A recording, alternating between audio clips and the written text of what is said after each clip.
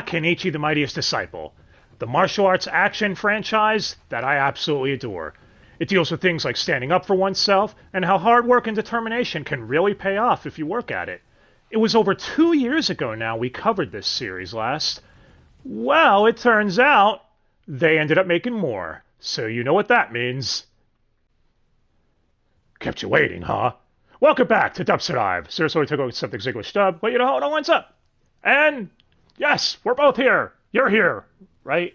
I am. Yeah, I because guess. y'all get to your title. We're wrapping up old business with Kenichi, the Mightiest Disciple, the Attack of Darkness. New old business. Yes. Damn it, Dai, why are you making me echo again? What did I do to you? What the? Okay, well, he messes with that. I'll go into what this is. So, Kenichi, my disciple, the Attack of Darkness, or Season 3 for short, was a series of 11 OVAs done by Brainspace. People behind To Your Eternity Season 1, and Archdemon's Dilemma, How to Live with Your Elf Bride or whatever. That Elf Bride was hot, man. Back on topic, which aired from 2012 to 2014. Hi, Dai. Welcome back. Hi. Okay, I think we're good now. So, yeah. The plot of this one picks up right where Season 2 ended. Ragnarok has been defeated, but Kenichi has no time to rest, for a new group of warriors have appeared to challenge him. Yami, an international crew of martial arts masters who believe martial arts should only be used to kill your opponent. To kiss. Wait. What kind of fanfics are you writing, man? These All masters... fanfics are like that. Don't lie. Fair. But yeah, these masters even have Kenichi's mentors at Ryuzanpaku on edge. What is Yami's true goal, you might ask? Using their own disciples, a group of students known as Yomi. Yeah, this does get confusing at the beginning of the season. But yeah, so basically Yami are the masters, Yomi are the disciples. But yeah, Yomi, they want them to kill Kenichi in order to claim the title of Mightiest Disciple once and for all. Because for a teacher-student, if they were to become Mightiest, then their legacy would be able to pass on. It will live on, like the Black Dragon. Doesn't Yami mean black? Oh, that's why it's called Attack of Darkness. I get it now. I thought it was some BBC gangbang porn or something. Sure. Yeah, back on this. Yeah, so Kenichi and his friends... I don't know about your search history. You know, his friends, Takeda, Kisara, the rest of them, they all must train in order to stand a chance against these new foes. Can they do it? I don't know. But we're going to get all into that, and all the fights, and all the fun stuff, and everything else. So, animation. I think you said from each OVA it varies, where some it looks really okay, and others it's eh. Yeah, it's at its worst of using still frames in episode 3. Yeah, which we'll get to that one in a bit, because it has some characters and everything like that. As far as the OST, it's okay. I mean, some of it is heavy rock stuff, and when they're fighting, when you can hear it, we will get to that. Trust me. Oh, but yeah, we will. But overall, OST is fun for it. I like the opening. Opening is all right. But no, we're here for the real stuff, right? We're in here, the dub. So, yeah, Discotech would license this and announce an English dub for it earlier on the start of the year, their live stream. When they were like, oh, upcoming release, blah, blah, blah. You can ask Dai, when they announced they were dubbing this and showed a dub clip, I was hyped as shit in the group chat we were in. I couldn't have hit it, man. I was like, oh shit, because I really like this series a lot. You know? I mean, yeah, the background audio sounded a little fucked up in the dub clip, but hey, more importantly, they got everyone back that we heard, right, for the most part. So, yeah, the audio being a little off, you know, it was clearly just a dub clip. They could fix it in post. It was a few months away, release, blah blah. So yeah, Discotech announced the dub would be handed off to Sound Cadence. Keep in mind this was before the Lovely Complex bullshit, so. Yeah. And I mean, even before that.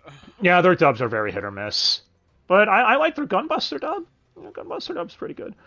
But the Blu-ray would be coming out in May, so a few months ago. Well, let's get into this. First, we have... Why do we have like 15 ADR directors for an 11-episode season?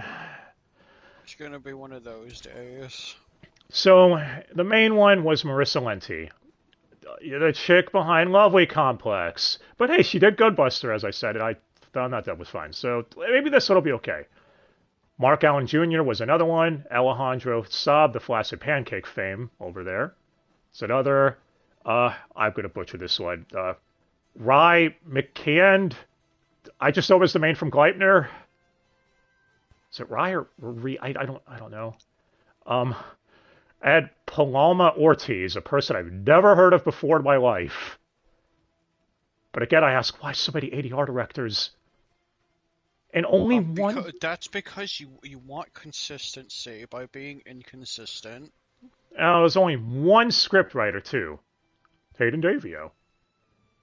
And that's it. Surprised it wasn't the other way around. Usually it's one director and like 5 scripts, but yeah. Oh, there it is. A dub that was 12 years in the making. Well, Kenichi, he changed. He was Josh. Now his name was Jesse James Grill. Oh, fuck it. I'm just going to keep calling him Josh. We've been doing that for too long now. But yeah, he does his trademark noises. You all know what you're in for. It's him. Started and ended. Yes. With those Actually, I just realized if fucking Demon Slayer were dubbed out of Texas, he would have voiced Zenitsu, wouldn't he? Yeah. Think about it for a sec. But yeah. I mean, who else in Texas could make those? As far as everyone else, Carrie Savage and all of them are back, and they all fit right back into their roles, in my opinion. It's almost like we never left, and it hasn't been over a decade. But we do have another voice change. Natsu Tanimoto, or Herman. I'm just going to call him Tanimoto for consistency from this point on, especially because he's not Herman anymore. First, he was Jason Lebrecht, then he was Eric Vale, and now he's Ernesto Jason Lebrecht.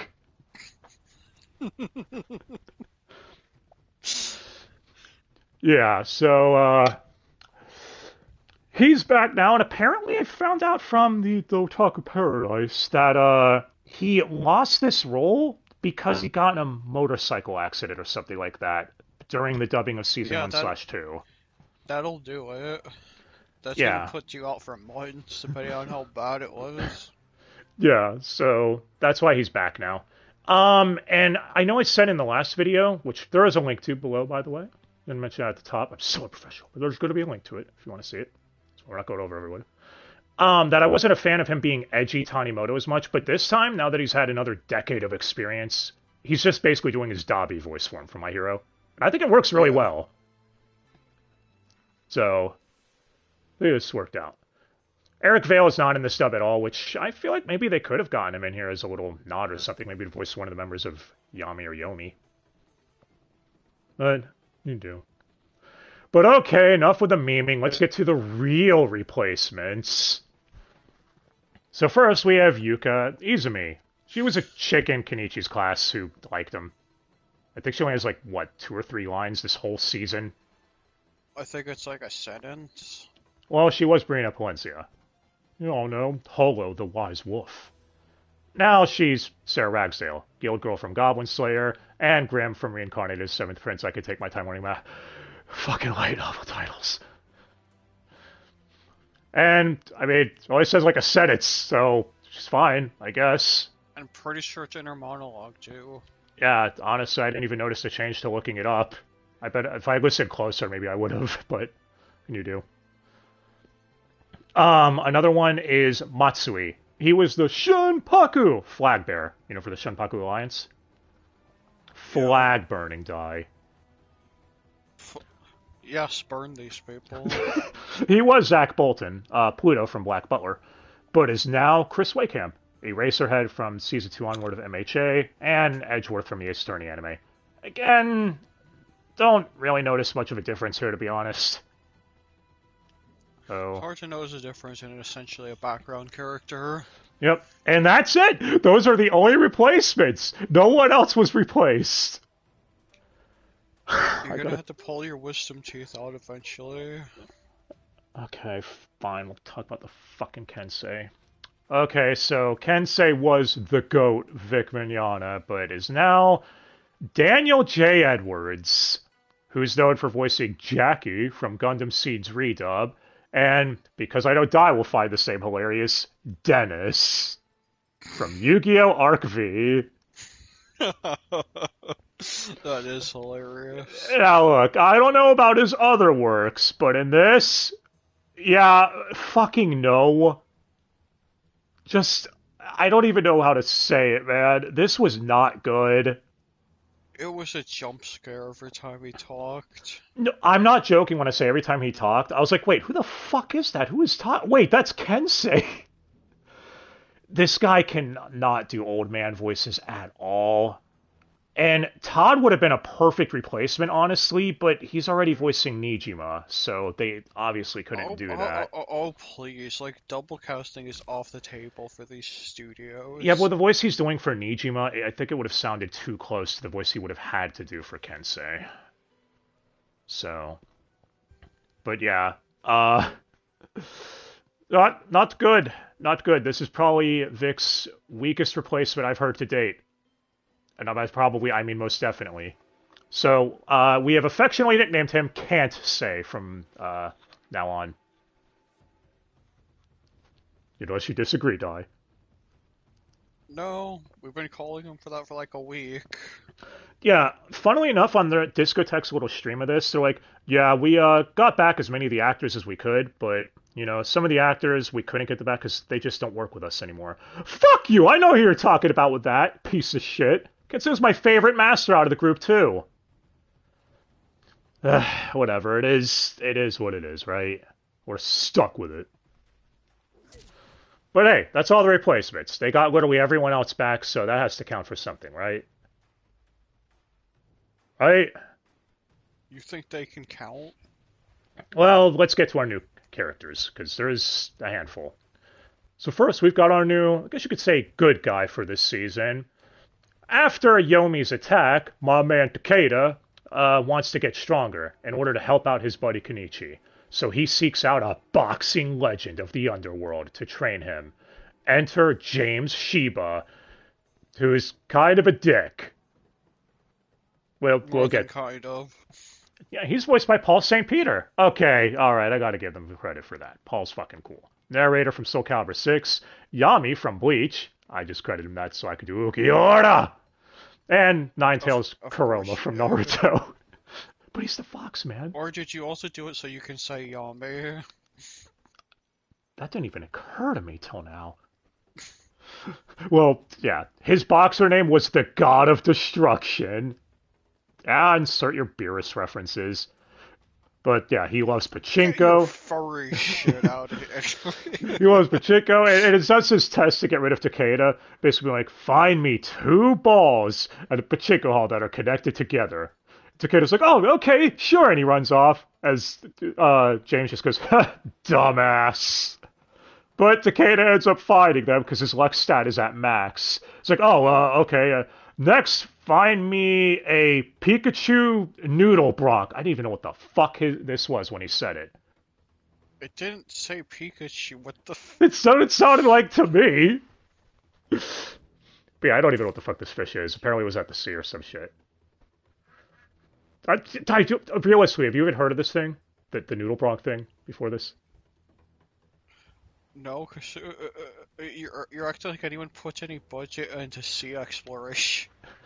Whatever. The point is, apparently they were saying it's very rare, some shit. I'm going to call it a Pikachu from now on. I don't care. After Takeda does this, he's like, what, didn't they stop you? I also ordered you to run around the police department like 300 times. And he's like, didn't they find that weird? And he's like, no, the cops actually cheered me on, man. So what is this? You know what? Fuck it, I'll trade you. So stupid. Yeah, he's such a dick that I love him, though. He also has a rivalry with Akisame. Like, when they're training Kenichi and Takeda at the same time, they had used their pupils in a race. being like, oh, my pupil in this student or master is way better than yours. And Akasawa's like, oh, really? Kenichi, let's go nitro mode. As Takeda's like, oh, I'm starting to question my life choices. You're just now starting to do that? Yeah. It's good, fun shit, man. Paul's great here. He's one of the best Vuz I think they got, man. It's fucking great. I'm glad we got him. Like, it's awesome. But now it's time for the bad guys, our villains. So first I'm going to go with Yomi, because they're the ones we see fight this whole time. The Disciples. The first two who end up attacking Kenichi and Miyu and fighting with them are Tsukasa. She ends up fighting Miyu, because, you know, Kenichi doesn't like fighting women. She's voiced by Hayden Davio. The scriptwriter casted themselves die. She cast herself. I don't think, you know, never. Whatever. Priestess from Goblin Slayer and Kiri from Uzaki-chan. And her partner is Karando, who fights Kenichi. Cortland Johnson. And he voiced Whale Moses from the Saint Seiya Netflix dub. I did credit that because I thought the name was hilarious. Also, Some Saito from Food Wars. Both do fine, I guess. They're only in the first episode, and from what I looked up, apparently they're filler. Yeah, it makes sense. They're never mentioned again after this. It's a sequel OVA series. How the fuck do you have filler? Oh, I'm guessing they didn't know how far maybe they were going to go along with this, so they just wanted to give one OVA as a promotional proof of concept, maybe? And it's a quick little fight to get us back into the swing of things. So, that's basically all it was. This is okay for what it is. But now for the real members. First, we have Rachel, who's a luchador with a southern accent, who also occasionally will speak Spanish. Voiced by, oh god, these fucking names. Erin Nicole Lundquist? Peeps from Sasaki and Peeps. Loretta from I'm in Love with the Villainess. And young Masachika from Alia Hides Her Feelings in Russian. So she went from speaking a little Russian to now having a southern accent, having to speak Spanish. I blame you for this, guy. I think you said it in the wrong order. Well, close enough. Point is, she calls herself a diamond, and Kenichi the pot of clay. That's her whole gimmick. She's like, I shine like a diamond. I think she was fine, I guess. Get a little bit on her. Did I die? Did you waifu that? No. Yeah, right. Nomi probably did. I'm just kidding. That's my headcanon. Nomi waifu that. One we don't get much on is her brother, Ethan. He's voiced by Richard C. Barkenes, who's Musashi and Jujiro Oni from the Prince of Tennis Sound Cadence dub. And it was like two of his only named roles I could find. So, yeah. He only has a few lines, but I think he sounds okay too, I guess. He's doing that deep voice, blah, blah, blah. You know. But one we do get a lot on, because she ends up fighting, is Raichi Lee, the Spark. Because her guards, when hitting the ground, cause a spark. She uses a form of Drunken Fist. You like Drunken Fist, Di? You're drunk, go home. I don't even think we, actually, real quick, backing up, I don't even think we find out Ethan's fighting style, so yeah, that's why I didn't list that one off. Whatever. Yeah, she uses Drunken Fist, and to show that Yomi aren't fucking around, she takes down Kisara and Siegfried like it was nothing. Really upping the stakes here, huh? Yeah. And, yeah, as far as who she's voiced by, she's Afia Yu, Laki from Fairy Tail, and Rika from Higurashi Go and Sotsu. Which makes sense. She goes from sounding super moe and loving flowers and everything and sweet to murderous deep voice when fighting. Those flowers. Yeah, she even calls Kenichi Flower Boy. And yes, we noticed they race casted the Chinese woman as the Chinese character. Yeah. They're real subtle. Anyway, the fight between her and Kenichi is actually awesome. Kenichi actually has a lot of trouble fighting her, because they point out he's used to fighting people taller than him, because he himself's already pretty short. but she's actually shorter than him. So he has trouble subduing her.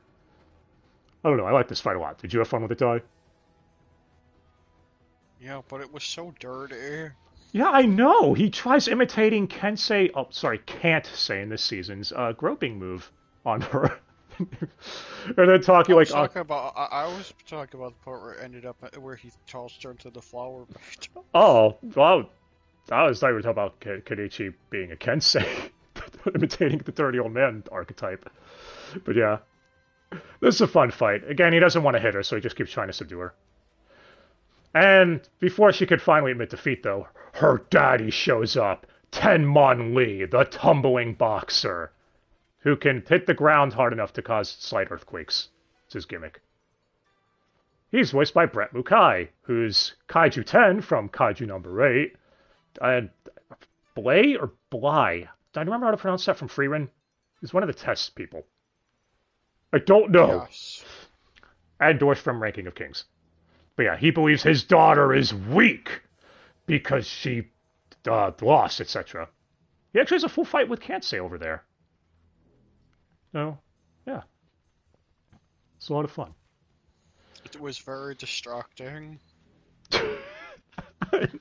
Yeah, the voice. Damn it. Fuck you, Ty.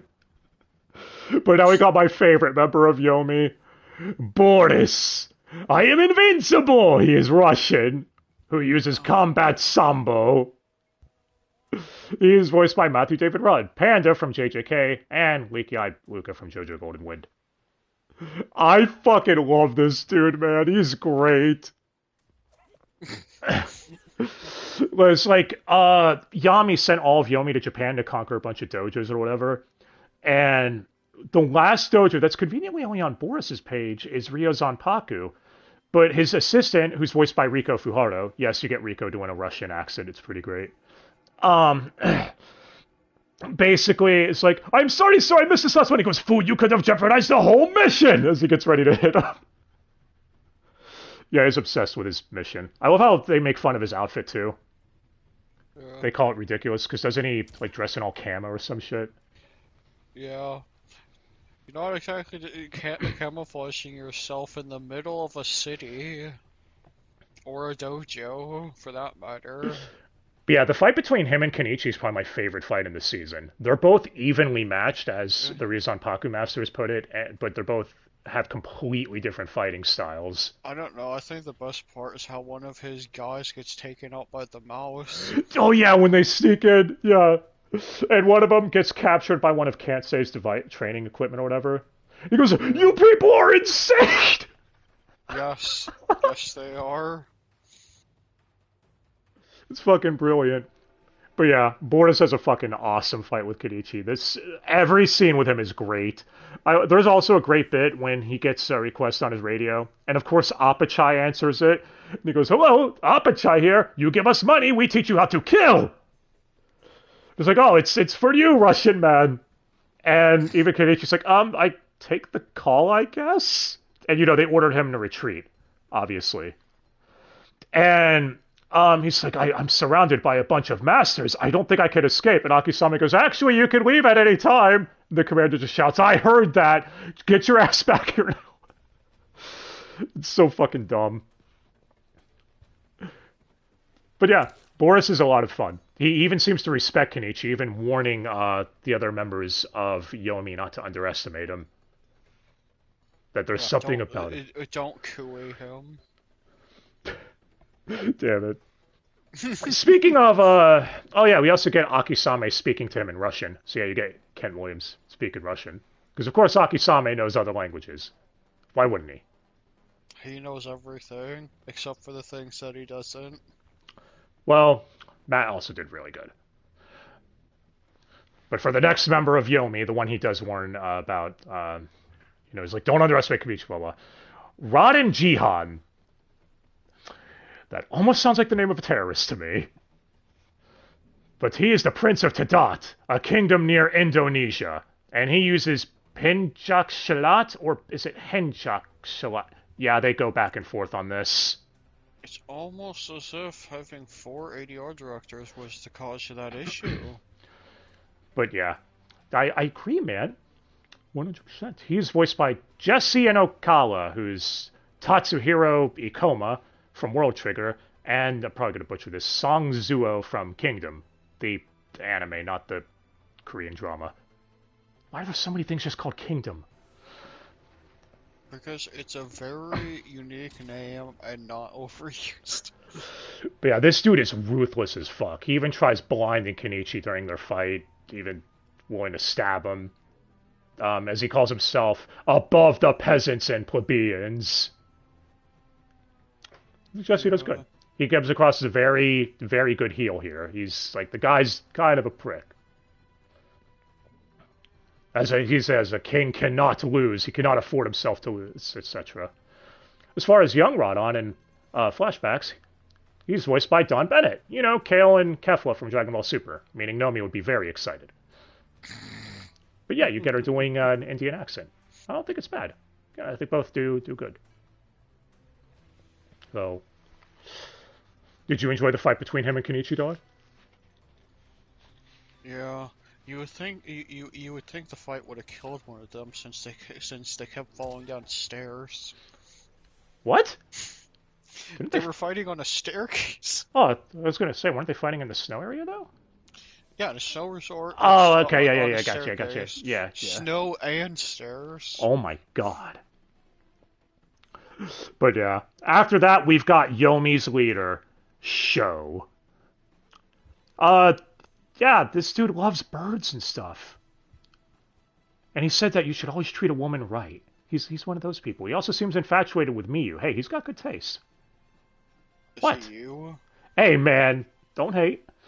But yeah, this guy is apparently so strong, even Tanimoto tells Kenichi that even he would be afraid to fight him. He does not want to fuck with this guy. And yeah, he can go from full, yeah, I'm happy, everything's good, to basically killer mode in an instant. Like, there's a scene... kill.exe. Yeah, there's a scene where Kenichi ends up causing him to crash his motorcycle. And, of course, Tanimoto would be the one to interrupt this scene here, by the way. That's ironic. No, I'm saying that because, Tanimoto's... Yeah. Whatever. Point is, that was a dumb joke. Yeah, and he's like, dude, you wrecked my bike. Why would you do that? He goes, you better leave now or I'll kill you. Like, it immediately escalates. No, so clearly he said, you broke my little mirror. So is he voiced by Jacob Hopkins, Fushi from To Your Eternity, and Code from Boruto. And I like him a lot. I think he's good. He's just really good in this role. I don't have an issue with his voice acting. Again, going from silly to deadly in a moment. Yeah. You'd have to really good for that, etc. And you could tell doesn't seem to be happy whenever the other disciples of Yomi fuck up. Remember, you had one job. Mm-hmm. But now for their masters, Yami. So, a few of these guys don't get much, but they are very relevant in the manga, so in case this does inevitably somehow get a season 4 of some shit, I hope, maybe. We'll just quickly run through these. You like a lot. You like to hang on to rope a lot, don't you? Well, first we have Rachel's master, the luchador dude, Diego, voiced by Alejandro Flaccid Pancake Saab himself. Now, see, that's an asshole. That's the ADR director. But Mirai from Platinum End, but I'll give him a role that doesn't sound like ass. Einar from Netflix's dub of Vinland. That better? And from what I could tell, he just laughs at one of the meeting with all of Yami. Man, what a performance. Yeah. Well, whatever. So, Alejandro's also ad voices too, so you get a bunch of pancakes flopping around.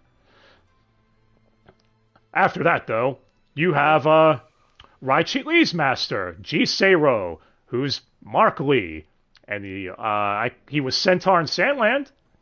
After that, I could find he was in something called The Christmas Spirit Mother Goose Untold Tales. What I'm not gonna even ask. Yeah, I don't know either. He also barely talks, so I don't really have much on him. One we do get a little more, though, on is Boris's master, Alexander, voiced by Maxidrian Burton, no relation to Barry. He voiced in Splinter Cell OCT, Splinter City OCT. I genuinely thought it said Splinter Cell at first, I'm serious. Splinter Cell is dead. Yeah, Splinter City OCT and Retrospection Radio Theater. And the one scene we do get on him, he cares for Boris a lot, yelling at, oh, I didn't bring this up. Yeah, the Sage Fist, the guy who trained Odin from season 1 and 2 as a member. Yeah. And he was the one who actually tricked Boris into going to Ryuzanpaku. So when Alexander finds out, he actually yells at him, saying, like, you put my disciple in danger, you son of a bitch! How dare you endanger my student? So, yeah. He's also on a sub that has a shit ton of art on it, like a museum. Yeah. So see, within one scene, we actually get a little on him, and I think him. I like him. I think I like him, man. This dude and the that plays him. Who knows? Who knows if we'll get more, though. Maybe, maybe not. Now for Jihan's master, the Demon Fist. Genocide? These fucking names, dude. He is voiced by Cameron Nikad, who's Salat from Berserk Memorial Edition. I had to get my Berserk in there, fuck you. And Alex Amadeus from Prince of Tennis Soundcated Stub. Yeah, there's a lot of overlap with tennis here. He is also ruthless as shit. That explains Jihan's whole thing. Saying if his student fails, he should die. So he gives him a snow job. Yeah, I love how this is a metal line here, where Jihan's like, what, you can't do this still? I am a king! And he just goes, why should a king matter when I am a god? It's like it sounds so fucking edgy, but it's also metal as hell. Well, of course it's gonna be edgy. It's this group. But yeah, you could tell Cameron is having a lot of fun voicing this guy's just an evil dick. We don't meet Ethan's master at all, so yeah, nothing on him. But the last one is Show's master, Akira the God Hand. Oh, hey, there's a Berserk reference. Also a metal name as fuck. What, are you going to tell me anything not called the God Hand isn't, like, awesome? Yeah, especially the game. Dude, we got to do that at some point. Got to play that. But yeah, so Akira is voiced by Edwin Tiang, who's Judge Robot from Tribe 9, and merchant for everything for Demon King Eve Logia, which apparently is a BL franchise, of course. Those were the only other two named things I could find for this guy. And judging from the title, that has to be an L-head, right? Probably? I think it's a manga, actually. I don't know. I don't know. Yeah. Mangas are getting there, too. But yeah. He gets annoyed by Show's antics, and Show's like, Master, look, this is going on. Because, yeah. But you could tell they have a strong student-teacher bond, I guess you could say, in the few scenes they do share together. It makes you wonder, like, okay, well, if Show is this deadly or whatever, what's this guy like? And that's everyone that matters in Yami. Might have been one or two people I missed, but fuck it. Those are the ones I could really find a lot on. But we're not done yet, because we have some side people from some of the one-off OVAs. One of the ones Dai brought up earlier, actually. Yeah. Which was OVA 3, where Sakaki takes Kenichi to guard someone in the underworld. The crime underworld, not literal hell. I don't know if this show's going to get that crazy. Yeah, the person they're guarding is... It wants to pretend it will, but it won't. Yeah, the guy they're guarding is named Ghosh, who's voiced by Valentine Stokes, Yutaka from Tribe 9. But he's doing a Christopher Walken impression slightly. It really does sound like it. Why? That was my first thought when I heard him talk. It's like, what the fuck? But yeah, they have to protect him from a French assassin named Christopher Eclair. Voiced by Kieran Regan, Heizo from Genshin Impact, and Ryo from Spear Chronicle. Yeah, he was one of those people involved in the voice actors all being racist with Genshin or some shit. Doesn't matter. Yeah. Point is, that all stupid shit. But yeah, Chris uses fucking Murderous Savat, which is just evil French wrestling. It's different than normal Savat. I probably butchered that pronunciation. Again, I apologize for that. We also find out him and Sakaki go way back. Apparently, they used to work for the FBI in the U.S. to shut down drug rings or some shit. And he's like, yes, the drug kingpins were more afraid of us than they were the police at one point.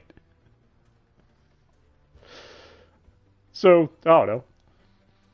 This is the fight where you said between him and Sakaki, it starts doing that. The still frames of it. Yeah. A lot of still frame speed lines. Yeah, you get Kieran speaking French, too. What is that? Which I think you said wasn't subbed on the version we saw this. Nope.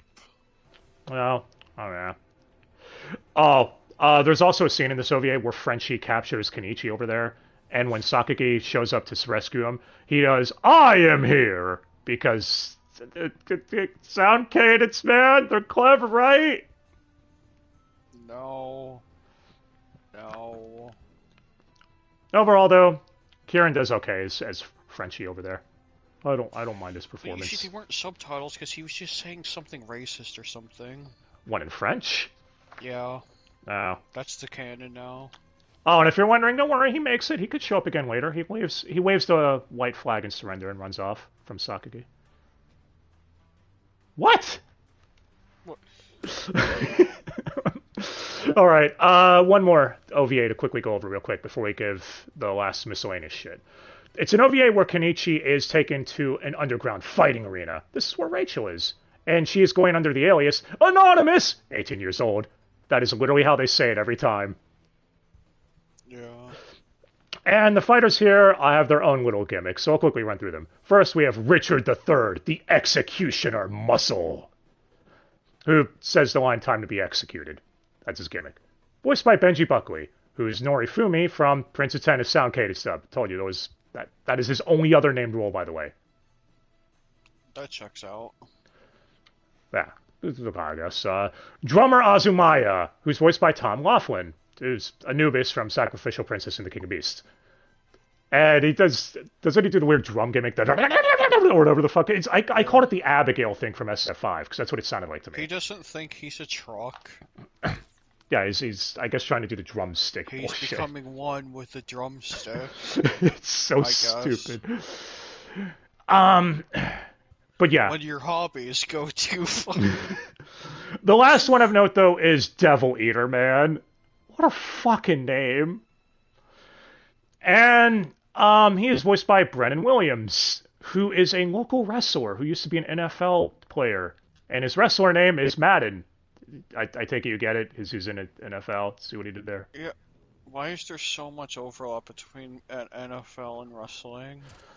I don't know, but to be honest, like, I'm not a fan of the whole them using, I guess, like, look, guys, it's celeb people, blah, blah, blah, but I think he actually does solid here. It is only a bit role as well. He's only in a few scenes. But for what he is, yeah. Dude's better than fucking can't say over there. But, yeah. There's other stuff, too, like a quick OVA. I guess there is one more to go over real quick. I did fucked up. Where Hayato, Miu's granddaddy, ends up meeting Apachai for the first time. There's a crazy scene where they end up having to fight each other while people are shooting at them, and they're dodging the bullets while fighting. It's like, holy fuck, dude. Yeah.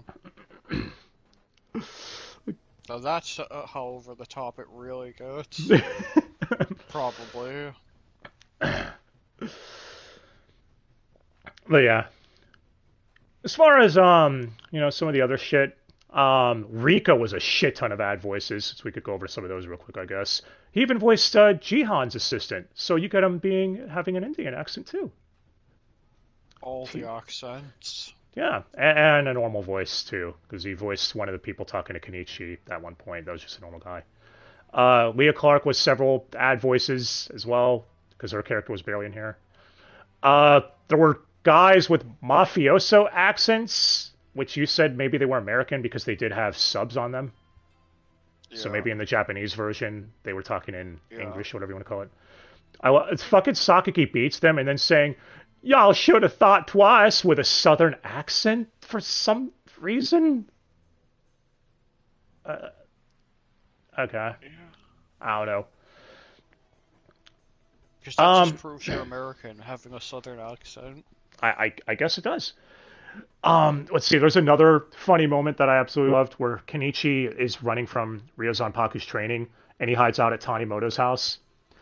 And he's like, why would you come here? And he goes, because we're best friends, right? We are not. And Tanimoto actually gets roped into making him tea, and he just keeps going, why do I keep making tea for this guy and his little sister? That is a good question, by the way. Because, yeah, there's... Why do you keep doing that? I don't know.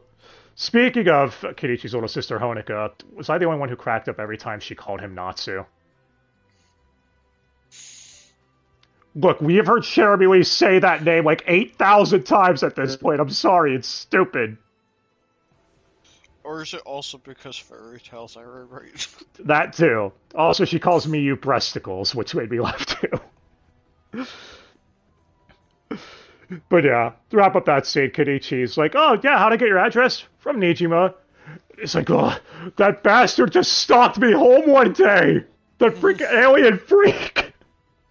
He gets called an alien freak a lot this season. Dude, Nijima even copied his key.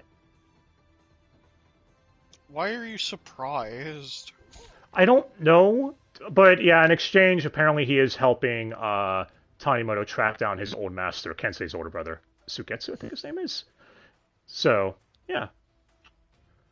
Everyone's plots are moving forward, man. Everybody. Even you! Not me, you. But before we get to some of the sound cadencisms, because, you know, there's a few, my favorite dub moment, probably when Miyu is having flashbacks to what happened with her mom, and how she never came back from that convenience store. Oh, Okay. She must have fell down some stairs. Carrie Savage is crying here, and the emotional breakdown she has is actually fucking great. It is one of the best dub performances here, in my opinion. So, yeah. That being said, there's a couple of dub fuck-ups. Like, at one point she calls Tanimoto Tanimoto. Boris saying Carter Show instead of Horror Show. You know? How do you fuck up something like that? I don't know. As far as the things that the dub did with its script, there's a handful. Like how OVA 7 opens up with narration from Akisame recapping Boris's attack. That's all it does, but it's completely silent in the sub, so I figured I'd just put that out. Tanimoto calling Kenichi a dunderhead, which was silly as fuck to me for some reason. Yeah. I just called him a dumbass. Why do that? I don't know. Sakagi saying phrases like kept it on the down low, and that was a dick move. I don't mind those ones as much, because those seem like universal things. You know, like we're gonna hear those forever. Let's see. Kenichi saying fake it till you make it. That was one. But I know, Ty, you want me to get to the two stupid ones that were definitely sound cadence ones, right? Yep.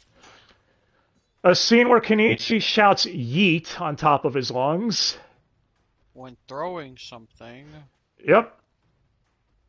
So there's that. And during the fighting arena OVA, when Rachel is, beating the heart of a guy in the audience shouting, "Go off, Queen!" Damn it, sound cadence. That's the worst one, honestly. Yeah. But in all honesty, I was expecting way worse from them. Their script is very restrained considering what we've had from them. You know it's not restrained. Yeah, it's mixing. Time to get to the elephant in the room. Because I'm sure you're all wondering, well, you said you like the performances, and, the script is... So what happened? Yeah, the audio mixing is genuinely fucked. So apparently the voices, they come in great, right? If you listen, you'll hear it. They come in fantastic. Very clear, You crisp, tell and them everything. Megatron. Yeah, see, that's what the audio mixing's like. That's an example. Okay, not really. No, that would be hilarious. No, the voices all come in great. They do. It's the music, effects, and everything else. They come in like shit. Yeah. You can barely hear the music, or I'm Megatroning, aren't I? It did it on the O of the U, so it was hilarious. It's be a disaster. I'm here. But yeah, you can barely hear shit, man, outside of the voices. So, like, a lot of the fights lose their impact because punches don't have the same oomph that they should. The music is barely audible, you know? Yeah, it's like it is like very muffled. They condensed it and never fixed it. So, yeah, the best example I could give, imagine if you're listening to an audio dub track only, and then someone has music and shit playing across your house with the door closed, but you can still make it Yeah. out. That's the best way I could describe it. Yep. Discotheque apparently knew this was the case and claiming it was the best they could get their hands on. I don't know how much I believe this because if you listen to the sub track on YouTube, you can pull it up right there. You know, on YouTube, just type it in. Everything is perfectly balanced. Sounds fine. So, yeah. Sounds like you're trying to come up with some excuses for your gross levels of incompetence there. But what do I know? I mean, if this was the best version they could get, it does make for an interesting watch to say the least. So yeah, the dub audio track is kind of fucked in that regard. Yeah. That just makes the price they're charging criminal if that's their best. $30 to $40, I believe. Might have gone down. I don't know, but As it should if that's the audio quality truly on the disc. yeah, because you can maybe I'll leave a link to it in the pinned comment or something. Discotheque put up a dub clip from this, and at first, like I said, I thought maybe this was, just a proof of concept and the dub's still being worked on. They just wanted to quickly announce that they are doing it. No, it's the whole release. Y'all can check it out for yourself. Yep. That being said, though, I'm still kind of glad I got to finally see this season. I honestly never thought we'd get to see it. And I do enjoy this franchise a lot, so it sucks the dub had the shit happen to it. But, yeah, can you do, right, Di? I'm sure a lot of people could do a better job at mixing. Well, I mean, the voice acting is not bad. Yeah, the race casting's a bit annoying because they race casted several people, but I can't say might be something. But at least everyone else is fine, right? Right? Yeah. Needless to say, this dub's a very mixed bag. That's putting it lightly. But I still had fun with this season, I guess. Horror show, exactly. Hell, there was plenty I didn't even bring up about this season because we'd be here all day. How whenever Miyu hits a dude in the nuts, it does the No Mercy, WWF bell sound effect. Yeah. I don't know why. I just thought that was great. That's if you could even hear it though. Yeah. What was that a bell? I couldn't quite make that out. The season Why'd you put your bell behind a pillow? Yeah, the season ultimately ends with Kenichi, Takeda, and friends all getting ready to compete in a tournament hosted by Yami/Yomi. You fucking tease. You people know how much I love tournaments. Why would you do this? I'm sure they know by now.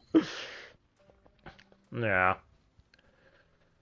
Part of me does wonder if Funny were to dub this years ago, like in 2017 or something, would the audio issues have still been fucked? I mean, we definitely still have Vic as Kensei, so Yeah.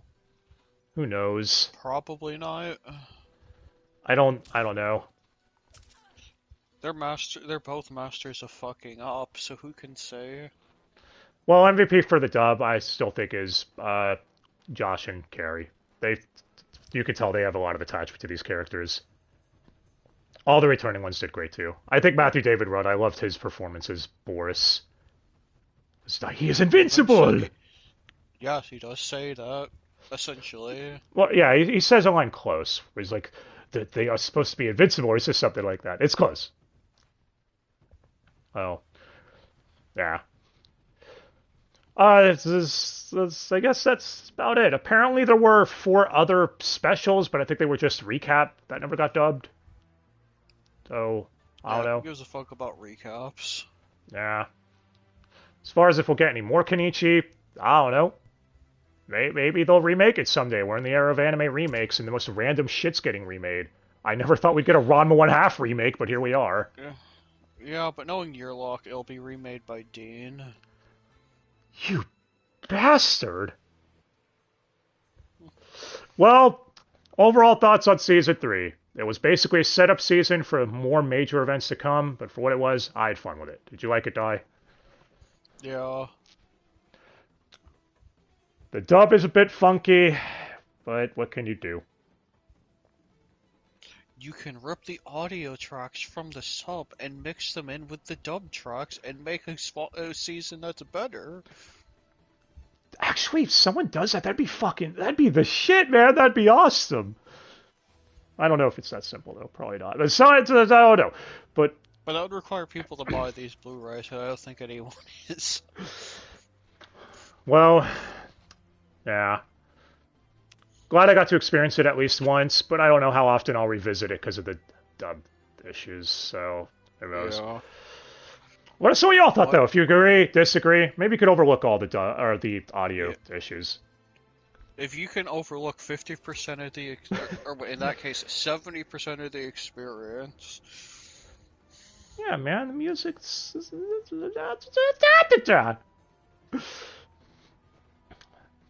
Well, give us your thoughts. Let us know what you think, if you agree. Maybe this is your favorite season. Maybe this is your least favorite season. I don't know. Let us know your favorite fight, too. My favorite ones are obviously Boris versus Kenichi, and, as I said earlier, and also Kenichi versus Jihan. That fight was fun, too.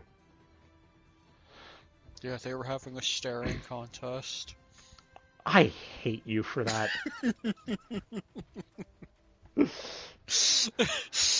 And, as we all know, Miyu is still best girl, right, Dai?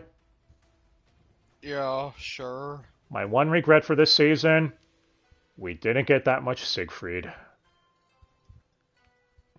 Barely got any. Yeah, well, he went out of the country to train or some shit, so... He went to wrestle some countries. Well, we've rambled long enough, so we're gonna get out of here now. Let us know what you think, and we'll be back next time with something probably involving a devil eater or some shit. Maybe. I don't know. Probably something garbage. This wasn't even garbage. It was just annoying in a lot of regard. Fucking my Kenichi, man. Why would you do that? Anyway, yeah, so please like and all that if you would, please. Really appreciate it. Until next time, guys. Thanks again.